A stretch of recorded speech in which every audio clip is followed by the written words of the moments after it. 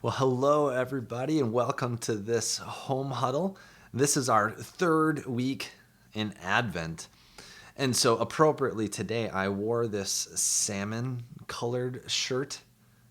Yeah, I said that. This isn't pink. Real men don't wear pink, they wear salmon colored shirts, right?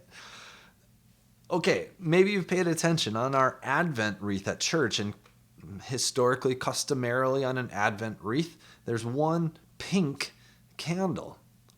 What's the deal with the pink candle? Well, Advent has been historically really a time of repentance, kind of turning away from our sin, recognizing that we aren't all that good at being perfect people because we're sinners, and so there's kind of this. It's called being penitential, right?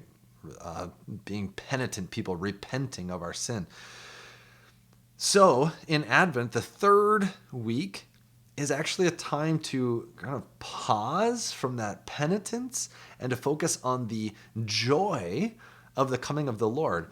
So in Latin, the word for joy is gaudete. Gaudete. I'll put that on the screen.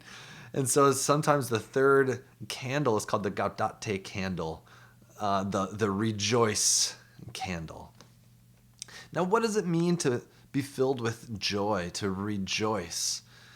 Well, some people would equate it with happiness, and it's not all that wrong, but I would say that happiness is oftentimes circumstantial. You're happy depending on your circumstances, when joy is a choice, actually. Joy is a way of being in the world, an attitude that we have because we know who Jesus is. Because we have the hope and the peace that only He can give, we also have the joy that only He can give. And so, in the season of Advent, we rejoice. I have to tell you, though, when I was a kid, I remember my dad's a pastor, by the way, but my dad would quote Psalm 118, verse 24. 118, verse 24, which says, "This is the day the Lord has made. Let us rejoice and be glad in it." He would quote that Bible passage, but oftentimes it was through gritted teeth. He would say, "This is the day the Lord has made. Let us rejoice and be glad in it." Because most often he was quoting that when things weren't going so well, when the circumstances of this life were saying, yeah, you really shouldn't be happy, but there's joy in the Lord.